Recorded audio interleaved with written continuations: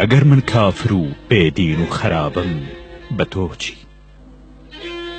ئەگەر من مەستیمەی و شەرابم بە تۆ چی؟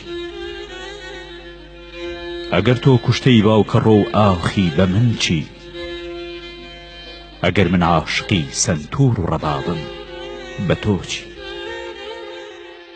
ئەگەر تۆ نوقمی نوێژی کەس پێی گوتی بۆ، ئەگەر من وەختی نوێژ نوقمی خەوبم بە تۆ چی؟ ئەگەر تۆ لایقی لوتف و ڕەحمی خودابی مبارەکت بێ، ئەگەر من مستحقی سەرزەنشت و لۆمە بم بە تۆ چی؟ ئەگەر چی دنیا سەرابە بە قەولی خۆتان، من بێ ئەندازە عاشقیە و کۆنە سەرابەم بە تۆ چی؟ کە تۆ بۆنی عارەقەت لێدێ لەو پڕی پاکژیدا، من لە بەرامەدا مینا گوڵاوم بە تۆ چی؟